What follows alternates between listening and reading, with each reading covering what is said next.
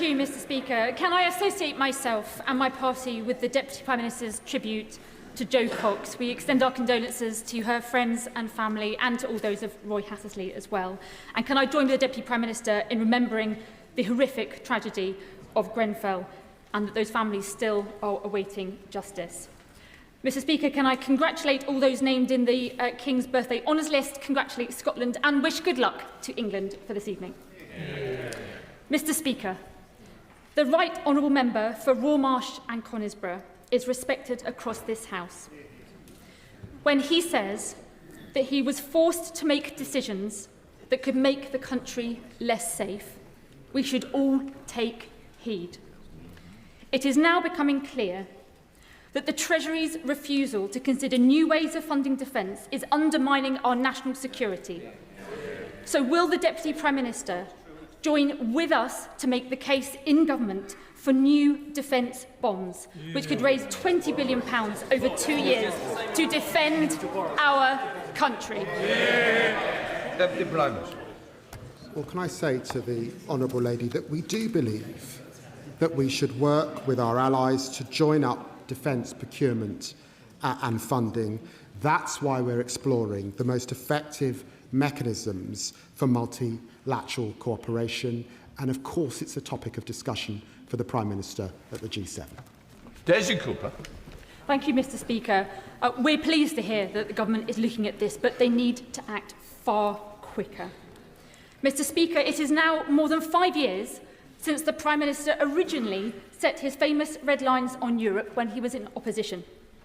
No customs union, no single market. But since then, the world has changed.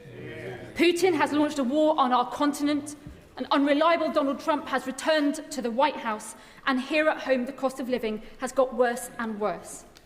So does the Deputy Prime Minister agree that the government should rip up those red lines now, or is that just another job to be left to the next Prime Minister?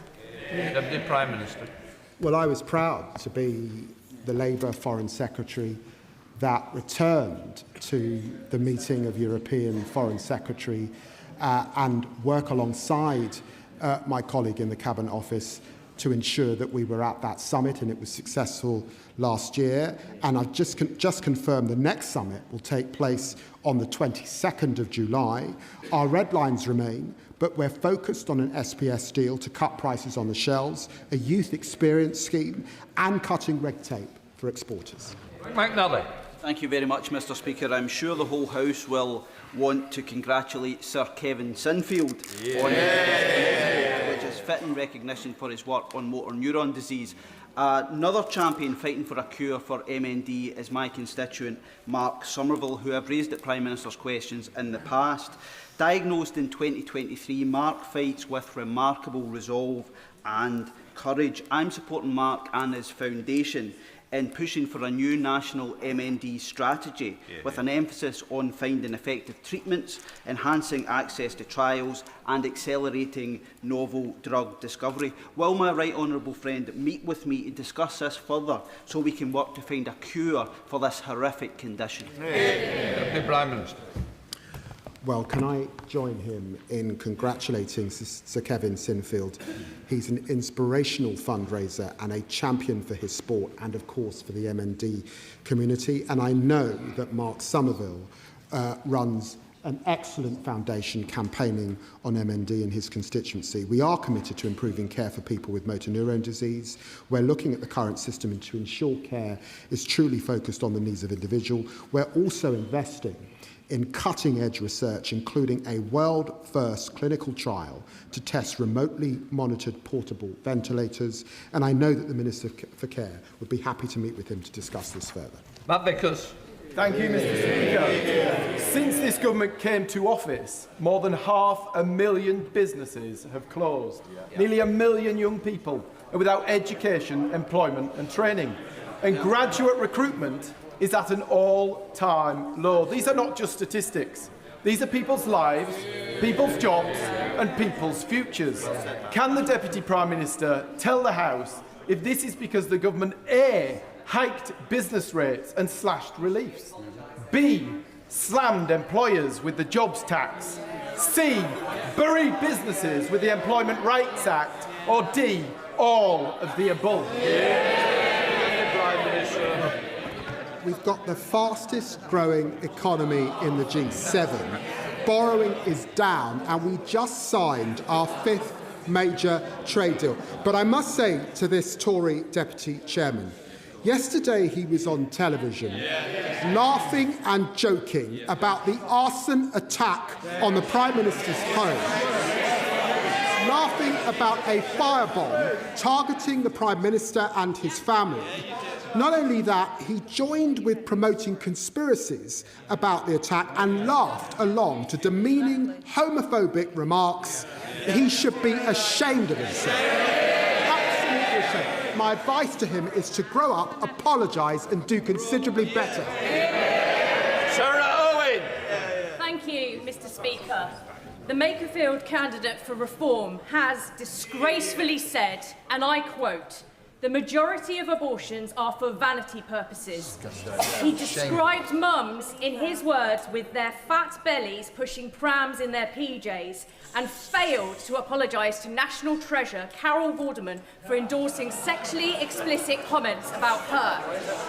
Mr. Speaker, this exposes the rank hypocrisy of reform politicians talking tough on Vogue, but in reality having zero respect for women. Does the Deputy Prime Minister agree with me that reform has a problem with women, further highlighted by seemingly welcoming a woman beater into their fold? Deputy Prime Minister. My honourable friend makes a powerful point. The Prime Minister has rightly put tackling violence against women and girls at the heart of this Labour government. By contrast, I've been utterly appalled by what we've heard from the Reform candidate in Makerfield, from vile sexist comments to saying Putin was within his rights to invade Ukraine. When the Reform leader was asked about them, his answer was, "So what?" This speaks volumes about Reform. The only way to stop their politics of grievance is to vote Labour. Ayab Khan. Thank you, Mr. Speaker. Can I also echo the tribute to Joe Cox, Roy Hattersley and the victims of the Grenfell Tower fire. Mr. Speaker, there are approximately 400,000 private hire and black cab drivers in the United Kingdom, and we rely on each and every one of them to keep our economy moving. It's concerning to hear that this government is letting Uber deploy robotic minicabs across London, with the potential of this being rolled out across the country. Our drivers already face unsafe working conditions, discrimination and low pay, and now they're becoming casualties of this AI drive.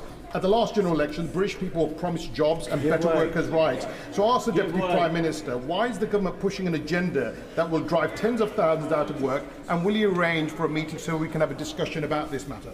Deputy Prime Minister.